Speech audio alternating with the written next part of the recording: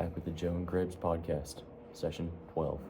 Today we're listening to and analyzing JFK's famous inaugural address speech and talking about how it affected American politics. Let's jump right in. In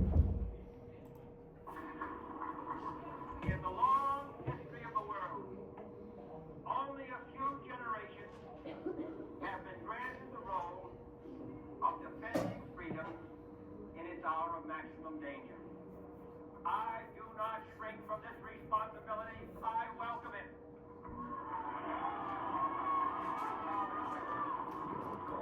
I do not believe that any of us would exchange places with any other people or any other generation.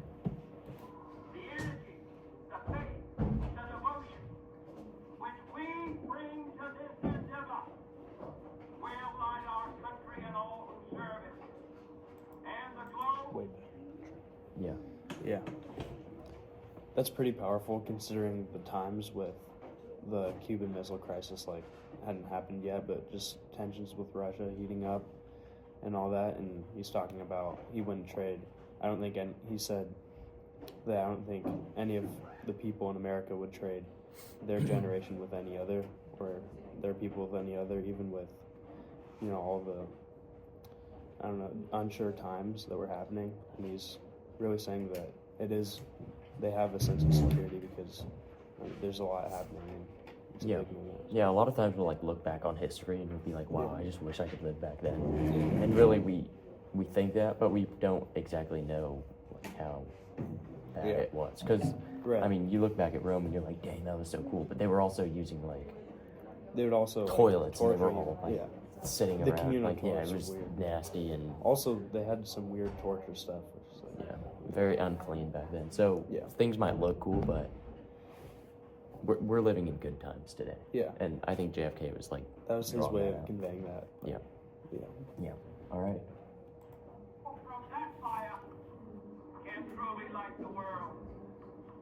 And so, my fellow Americans, ask not what your country can do for you. Ask what you can do for your country. Definitely stop that. Yeah, that's kind of the most famous line out of this inaugural address. And it just talks about being proactive and really speaks to what democracy is, being informed and trying to, govern as a people, not let a group of people govern you. And that's really what America is born from. Yeah, definitely his most famous quote, maybe other than the one where he's like, where we went to the moon, one big leap for mankind. But, I think today, this idea of helping your country is gone. It's all about just letting, no one really is as informed, I feel like, as we were back then. And definitely, the people, aside from government workers, aren't really as involved. It's not as much of a direct democracy. Yeah. It's more watch them do it and then just be like, yay, if it happens. It's not more about... just people talk about it for sure, but then it feels like it's just everyone getting mad about it. It almost feels like it's like a sport team more than a country's government. It's kind of weird. Yeah, but everyone's getting mad about it and taking sides, but there's not as much action, which I feel like if there was action, people acted as fast as they did, say, 100 years ago, it'd be like Civil War. Tensions. That actually, it's actually crazy. Yeah.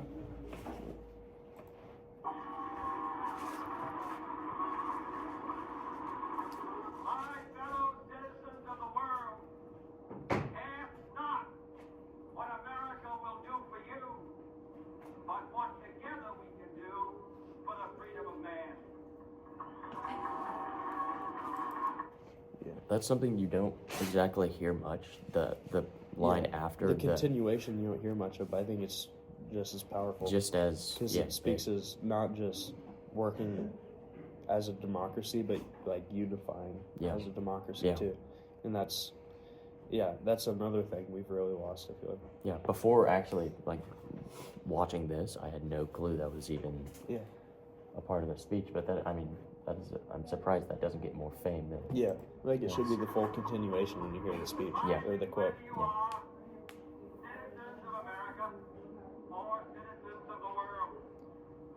Ask of us here the same high standard of strength and sacrifice which we ask of you.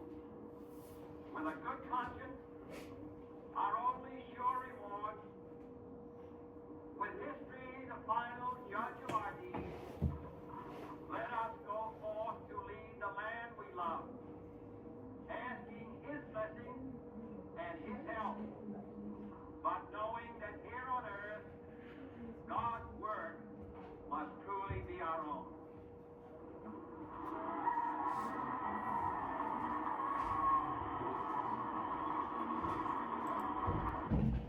Yeah, that's a very powerful ending too. Like it just speaks to like the stewardship and community that God wants us to create and the work that He wants us to do here.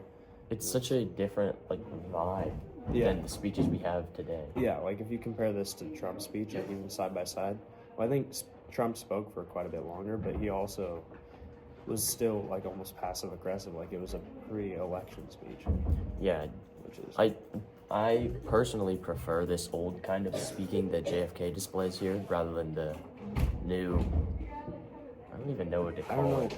Almost it's like just tearing people down. Yeah, that we see from Biden and Trump.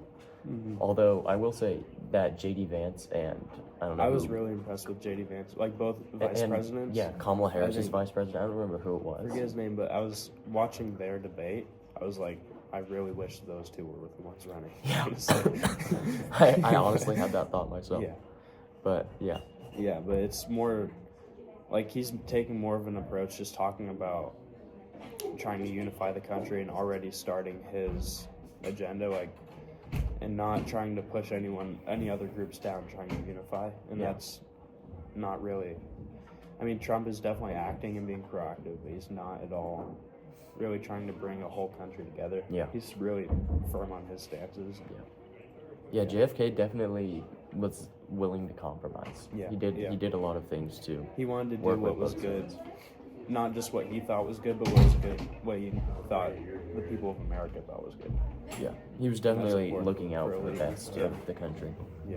Which I really think JFK doesn't get enough credit for that because he had some great. Yeah, in a short presidency, he made some really tough decisions. He was And- thrown into really uncertain And surely times. he would have been reelected had he been alive. Yeah. But yeah, this speech alone was huge for. Well, he was already hip and with it, Yeah. because he was young and handsome. But Yeah. every speech he gave was more just rallying. He was, very polarizing, and Yeah. people really gravitated towards him. Yeah.